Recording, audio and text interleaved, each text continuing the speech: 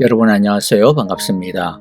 오늘도 십자가를 단단히 붙잡고 주님과 동행하는 귀하고 복된 믿음의 걸음이 되기를 바랍니다. 함께 찬양하며 예배하겠습니다.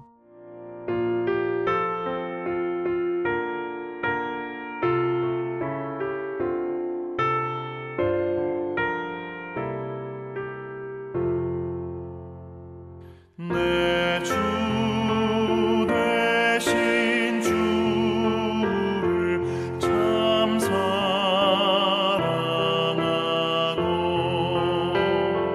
곧 그에게 죄를 다고합니다.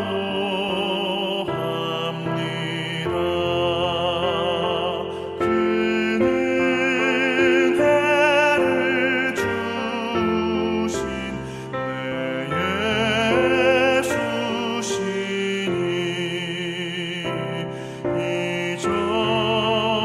이전보다 더욱 사랑합니다.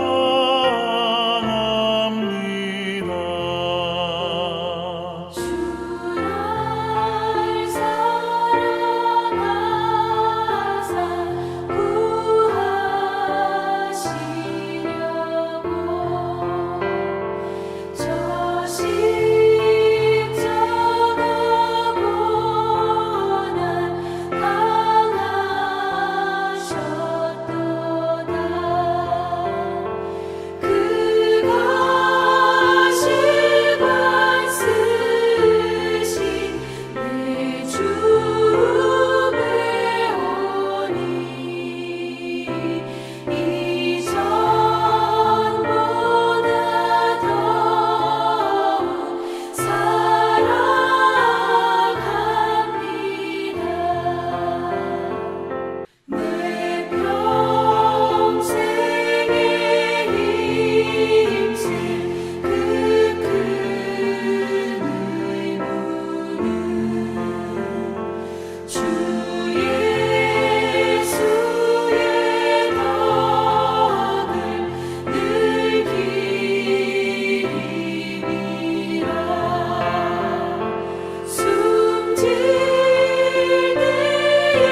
때까지 내 할 말씀은 이전보다 더욱 사랑합니다. 그 영광의 나라 나 들어가서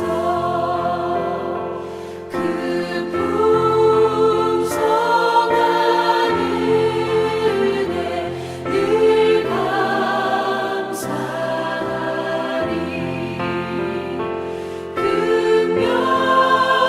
금멸류관 쓰고 나 찬송할 말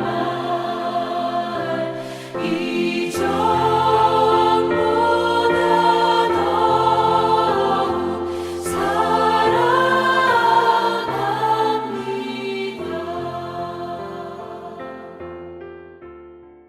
이제 우리 함께 하나님의 은혜의 말씀을 나누도록 하겠습니다. 오늘은 목적이 이끄는 40일 31번째 날입니다. 내 모습 이해하기라는 주제를 가지고 같이 은혜를 나누겠습니다. 시편 139편 13절 말씀을 같이 먼저 읽겠습니다. 주께서 내 내장을 지으시며 나의 모태에서 나를 만드셨나이다. 아멘. 오직 우리 자신만이 우리가 될 수 있습니다. 하나님은 우리 각자를 만드시되 이 세상에 우리와 똑같은 사람이 없게 하셨습니다. 우리 자신을 독특하게 구성하는 요소를 똑같이 가진 사람은 아무도 없습니다. 그것은 이 세상의 어느 누구도 하나님이 우리를 위해 계획하신 역할을 수행할 수 없다는 뜻입니다. 만일 우리가 그리스도의 몸에 대해 우리만이 할 수 있는 독특한 역할을 감당하지 않는다면 아무도 그 역할을 대신할 수 없습니다. 성경은 말씀합니다. 고린도전서 12장 4절에서 6절에 보니 영적 은사에는 여러 가지가 있고 섬기는 방법도 다양하며 섬기는 능력도 다르다라고 말씀합니다. 지난 장에서는 우리의 모습 중 처음 두 가지 영적 은사와 마음에 대해 살펴보았습니다. 이번 장에서는 하나님을 섬기기 위한 나머지 세 가지 모습에 대해 살펴보도록 하겠습니다. 셋째, 능력을 사용하기. 능력은 타고난 재능입니다. 어떤 사람은 태어나자마자 유창하게 말하기 시작했다라는 우스갯소리를 들을 정도로 뛰어난 언어 능력의 소유자가 있습니다. 어떤 사람은 타고난 운동 능력을 갖고 있어 신체 조정 능력이 뛰어납니다.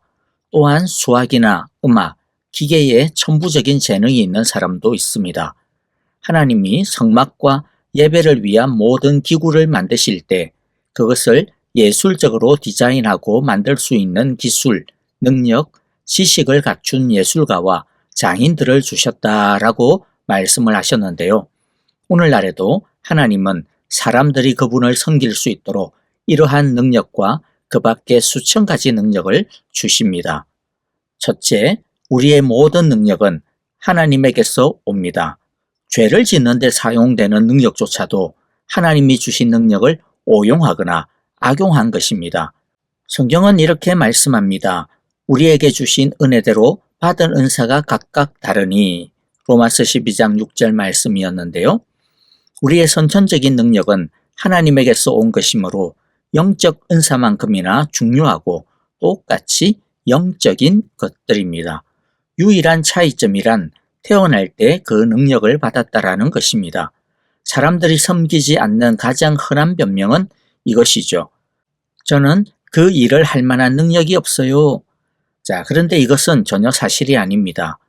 우리에게는 아직 발견되지도 않았고 사용되지도 않은 수십 혹은 수백 가지의 능력이 있을 것입니다.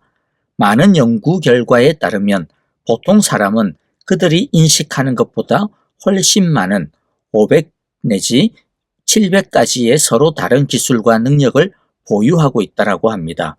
예를 들면 우리 뇌는 100조 개의 정보를 저장할 수 있고 우리의 마음은 소화기관이 작동할 때처럼 초당 15,000가지 결정을 내릴 수 있습니다. 코는 최대 10,000가지의 냄새를 구분할 수 있고 촉각은 25,000분의 1인치 두께까지도 감지할 수가 있습니다. 혀는 물에 섞인 200만 분의 1 농도의 키닌의 즉 쓴맛을 감지할 수가 있습니다. 우리는 놀라운 능력의 집합체이며 하나님의 놀라운 창조물입니다. 교회의 책임 중 하나는 사람들이 하나님을 섬길 수 있는 능력을 발견하고 사용할 수 있도록 돕는 것입니다. 둘째, 모든 능력은 하나님의 영광을 위해 쓰일 수 있습니다. 바울은 이렇게 말했습니다. 고린도전서 10장 31절에 그런즉 너희가 먹든지 마시든지 무엇을 하든지 다 하나님의 영광을 위하여 하라. 성경에는 하나님이 자신의 영광을 위해 사용하신 다양한 능력의 예로 가득 차 있습니다. 그중 몇 가지만 살펴보면 다음과 같습니다. 예술적인 능력, 건축의 능력, 행정, 제빵, 배 만들기, 사탕 만들기, 토론, 디자인, 방부 처리, 자수 놓기, 조각, 농사, 어업, 원예, 리더십, 관리하기, 석공기술, 음악 만들기, 무기 제조, 바느질, 그림 그리기, 심기, 철학, 발명, 목공, 항해, 판매, 군인 활동, 옷 만들기, 가르치기, 시 쓰기를 비롯한 문학 창작 등이 있습니다. 성경은 말씀합니다. 고린도전서 12장 6절 또 사역은 여러 가지나 모든 것을 모든 사람 가운데서 이루시는 하나님은 같으니 하나님은 교회 안에 우리의 특기를 빛내고 변화를 일으킬 수 있는 자리를 마련하셨습니다. 그 자리를 찾는 것은 우리 몫입니다. 모세는 이스라엘 백성에게 이렇게 말했습니다. 신명기 8장 16절에서 내 하나님 여호와를 기억하라. 그가 내게 재물 얻을 능력을 주셨습니다. 이런 능력을 가진 사람들은 사업을 하고 거래를 하거나 판매를 하며 수익을 거두는 데 능숙합니다. 만약 우리에게 이러한 비즈니스 능력이 있다면 하나님의 영광을 위해 사용해야 합니다. 어떻게 사용할 수 있을까요? 첫째, 우리의 능력이 하나님에게서 왔음을 깨닫고 그분께 영광을 돌려드립니다. 둘째, 다른 사람의 필요를 채워주고 믿지 않는 사람들에게 믿음을 전하기 위해 비즈니스를 사용합니다. 셋째, 최소한 수입의 11조를 예배의 행위로 하나님께 돌려드립니다. 마지막으로 우리의 목표를 부를 축적하는 데 두지 않고 하나님의 왕국을 세우는 데 둡니다. 자, 이에 대해서는 34장에서 좀 더 자세하게 살펴보기로 하겠습니다. 셋째, 하나님은 우리가 할 수 있는 것으로 하기를 원하십니다. 내가 가진 능력을 사용할 수 있는 사람은 이 세상에 오직 나밖에 없습니다. 하나님이 내게 주신 독특한 모습을 갖추고 있는 사람은 아무도 없기 때문에 나의 역할을 수행할 수 있는 사람은 없습니다. 성경은 하나님이 그의 뜻을 행하는 데 필요한 모든 것을 갖추게 하신다라고 말씀하셨습니다. 우리 삶을 향한 하나님의 뜻을 발견하려면 우리가 잘하는 것과 못하는 것을 진지하게 살펴보아야 합니다. 만약 하나님이 우리에게 노래 부를 능력을 주지 않으셨다면 그분은 우리가 오페라 가수가 되기를 기대하지 않으실 것입니다. 하나님은 재능 없는 일에 우리의 인생을 바치라고 요구하지 않으실 것입니다. 반면 우리가 가진 능력은 하나님이 우리의 삶으로 무엇을 하기를 원하시는지를 강력하게 보여줍니다. 그것은 우리를 향한 하나님의 뜻을 알 수 있는 단서가 됩니다. 만약 우리가 디자인을 잘하거나 모집하는 일을 잘하거나 그림을 잘 그리거나 조직을 구성하는 데 능숙하다면 우리 삶을 향한 하나님의 계획에 그 재능이 포함되고 있다고 가정하는 것이 안전할 것입니다. 우리의 능력은 단지 생계를 유지하기 위해 주어진 것이 아니라 우리의 사역을 위해 하나님이 주신 것입니다. 베드로는 이렇게 말했습니다. 베드로전서 4장 10절, 각각 은사를 받은 대로 하나님의 여러 가지 은혜를 맡은 선한 청지기 같이 서로 봉사하라. 이 책을 쓰고 있는 지금 세들백 교회의 사역 현장에는 약 7,000명의 사람이 자신의 능력을 사역에 활용하고 있습니다. 기증받은 차를 수리하여 필요한 사람에게 제공하기, 교회에 필요한 비품을 최저가로 구매하기, 정원 꾸미기, 서류 정리하기, 예술, 프로그램, 건물 디자인하기, 의료 지원, 식사 준비, 작곡, 음악 교육, 보조금 제안서 작성, 팀 코칭, 설교를 위한 조사나 번역 등 수백 가지 전문 업무를 수행하고 있습니다. 그래서 우리는 새로 나온 교인들에게 잘 할 수 있는 것이 있다면 교회를 위해 하라고 권합니다. 네 번째 모습, 개성을 사용하기. 우리는 우리 각자가 얼마나 독특한 존재인지를 잘 깨닫지 못합니다. DNA 분자는 무한한 조합으로 결합할 수 있는데 그 수는 무려 10의 24억 제곱입니다. 이 숫자는 우리와 똑같은 사람을 찾을 확률입니다. 만약 이 숫자를 다 적으려면 0과 0 사이를, 즉 숫자 사이를 1인치 간격으로 쓴다고 할 때 약 6만 킬로미터 길이의 종이가 필요합니다. 이것을 좀 더 실감나게 이해할 방법이 있습니다. 과학자들은 우주 전체 입자 수가 10의 76제곱 이하일 것이라고 추정합니다. 이는 우리의 DNA 수보다 엄청나게 작은 숫자입니다. 이처럼 우리의 독특함은 과학적으로도 증명된 사실입니다. 하나님은 하나의 틀을 깨시고 우리를 만드셨기 때문에 우리와 똑같은 사람은 지금까지 없었고 앞으로도 없을 것입니다. 하나님은 다양성을 좋아하십니다. 주위를 둘러보십시오. 그분은 우리 각자를 독특한 성격과 특성을 조합해서 만드셨습니다. 내성적 사람과 외향적 사람, 반복적인 일을 좋아하는 사람과 변화를 좋아하는 사람, 생각하기를 좋아하는 사람과 느끼기를 좋아하는 사람, 혼자 일할 때 잘하는 사람과 팀으로 일할 때 잘하는 사람 등 여러 유형의 사람이 있습니다. 그래서 성경은 고린도전서 12장 6절에서 또 사역은 여러 가지나 모든 것을 모든 사람 가운데서 이루시는 하나님은 같으니라고 말씀하시는 것입니다. 성경은 하나님이 모든 성격 유형을 사용하신다는 많은 증거를 제시하고 있습니다. 예를 들어 베드로는 다혈질이었고 바울은 담즙질이었으며 예레미야는 우울질이었습니다. 12제자의 성격 차이를 보면 그들이 때때로 갈등했던 이유를 쉽게 알 수 있습니다. 사역에는 올바른 또는 잘못된 기질은 없습니다. 교회의 균형을 잡고 풍성함을 더하려면 모든 종류의 개성이 필요합니다. 우리가 모두 바닐라 아이스크림이라면 세상은 매우 지루한 곳이 되었겠지만 감사하게도 사람은 31가지 이상의 다양한 맛을 지니고 있습니다. 우리의 개성은 영적 은사와 능력을 사용하는 방법과 장소에 영향을 미칩니다. 예를 들어 두 사람이 전도의 은사를 가졌다 하더라도 한 사람은 내성적이고 다른 사람은 외향적이라면 그 은사는 다른 방식으로 표현될 것입니다. 목수들은 나무 결을 거스르지 않고 그 결을 따라갈 때 나무를 다루기가 더 수월하다는 것을 압니다. 마찬가지로 자신의 기질에 맞지 않는 방식으로 사역을 강요당하면 긴장과 불편 속에서 많은 노력과 에너지를 쏟지만 최상의 결과는 얻지 못합니다. 그래서 다른 사람의 사역을 모방하는 것은 절대 효과가 없습니다. 우리는 그들의 개성을 갖고 있지 않기 때문이죠.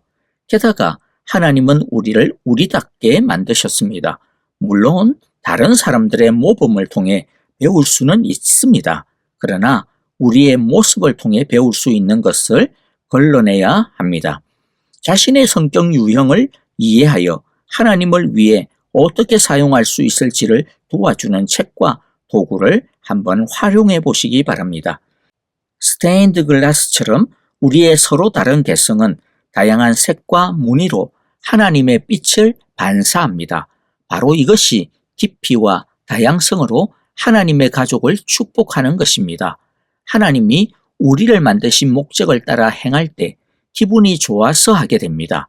하나님이 주신 개성과 일치하는 방식으로 사역할 때 우리는 성취감, 만족, 그리고 열매 맺는 기쁨을 경험하게 될 것입니다. 5번째 모습, 경험을 사용하기. 우리는 삶의 다양한 경험을 통해 지금의 모습을 갖게 되었고 그중 대부분은 우리가 통제할 수 없는 것이었습니다. 하나님은 우리의 모습을 빚으시려고 그 모든 경험을 허락하셨습니다. 하나님을 섬기기 위한 우리의 모습을 이해하려면 우리의 과거에서 6가지 경험을 살펴보아야 합니다. 첫째는 가족 경험, 자라는 동안 가정에서 무엇을 배웠는가? 둘째는 교육 경험, 학교에서 가장 좋아했던 과목은 무엇인가?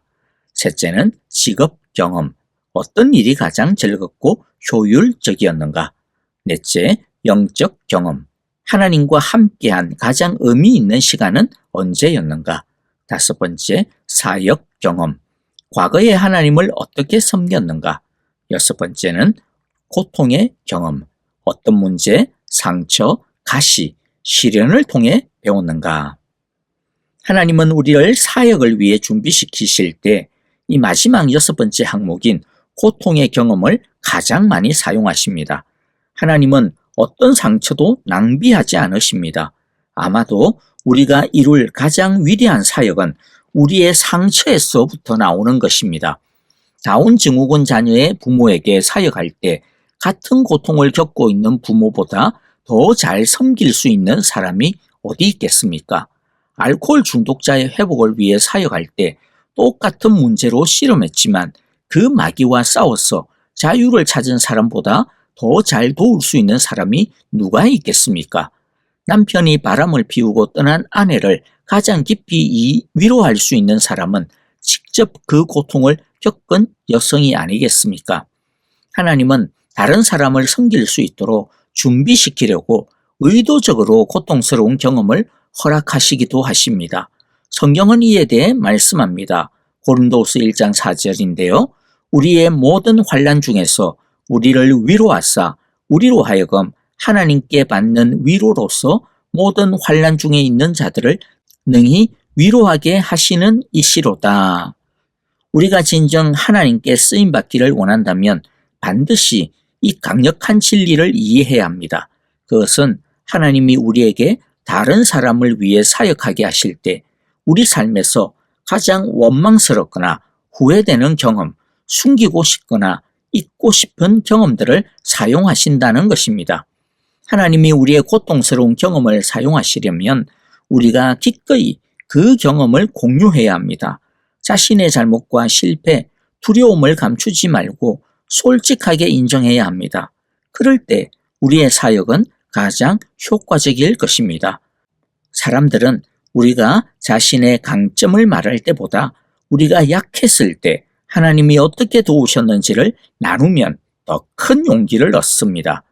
이 진리를 깨달은 바울은 자신의 우울증을 숨기지 않았습니다. 그는 이렇게 인정했습니다. 고린도후서 1장 8절에서 10절을 쉬운 성경으로 읽어드리겠습니다. 성도 여러분, 우리가 아시아 지방에서 당한 환난을 여러분이 알아주시기를 원합니다. 우리는 감당하기 어려운 환난을 당해 삶의 소망조차 없었습니다. 마음속에서는 사망 선고를 받았다는 느낌마저 들었습니다. 그러나 이렇게 된 것은 우리 자신을 의지하지 않고 죽은 자를 살리시는 하나님을 의지하도록 하기 위해서였습니다. 하나님께서는 이렇게 무서운 죽음의 위기에서 우리를 구원하셨으며 앞으로도 구원하실 것입니다. 우리는 하나님께서 계속해서 우리를 구원해 주실 것이라는 소망을 하나님께 두겠습니다. 아멘. 바울이 자신의 의심과 우울증의 경험을 비밀로 감추었다면 수많은 사람이 그로 인한 유익을 누리지 못했을 것입니다. 공유된 경험만이 다른 사람을 도울 수 있습니다. 소설가이자 비평가인 올더스 헉슬리는 이렇게 말했습니다. 경험이란 당신이 겪은 어떤 일이 아니다. 당신이 그 일에 어떻게 반응하느냐다. 자, 여러분, 그렇다면 당신은 그 일을 어떻게 사용할 것입니까? 고통을 낭비하지 말고 다른 사람을 돕는 데 사용할 수 있기를 바랍니다. 이제 정리하겠습니다. 하나님이 섬김을 위해 우리를 빚으신 5가지 방법을 살펴보면서 하나님의 주권에 대해 더 깊이 감사하고 그분을 섬기기 위해 우리를 어떻게 준비하셨는지 더 분명하게 이해하기를 바랍니다. 우리의 모습을 사용하는 것이 사역의 열매를 맺는 비결입니다. 하나님이 주신 영적 은사와 능력을 우리 마음이 원하는 영역에서 우리의 개성과 경험을 가장 잘 표현하는 방식으로 행할 때 그 사역은 가장 효과적일 것입니다. 우리의 모습과 사역이 잘 맞을수록 더 많은 열매를 맺게 될 것입니다. 아멘. 자, 이제 우리 함께 오늘 이 시간의 내용을 다시 마무리 정리해 보도록 합시다. 오늘 생각할 점, 오늘의 핵심적인 주제가 뭐였습니까? 그 누구도 내가 될 수 없다.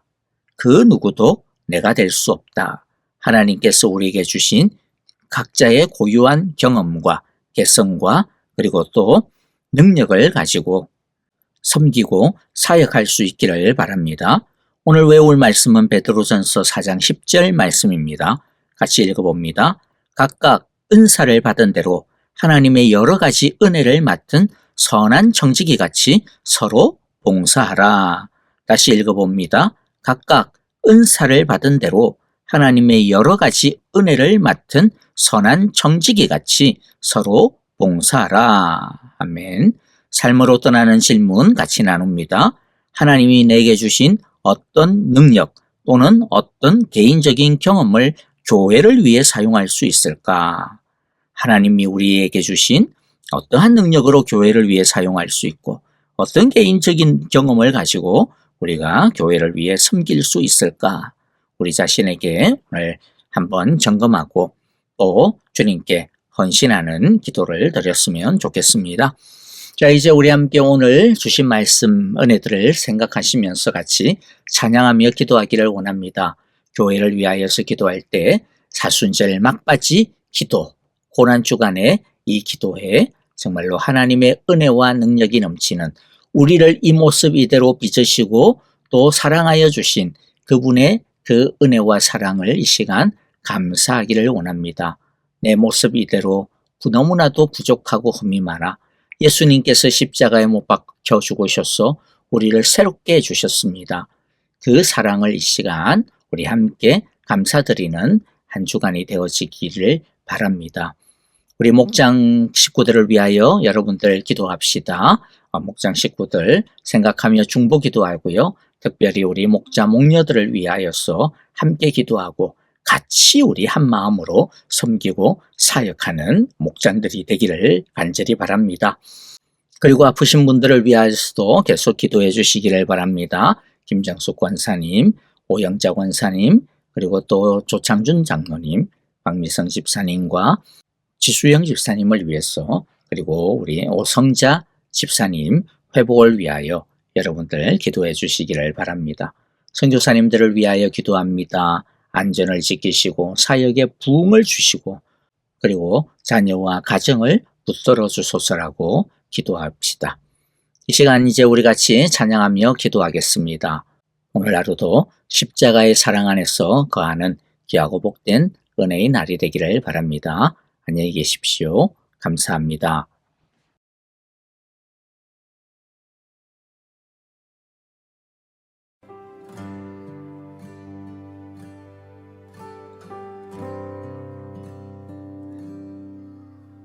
보혈을 지나 하나님 품으로 보혈을 지나 아버지 품으로 보혈을 지나 하나님 품으로 한 걸음씩 나아가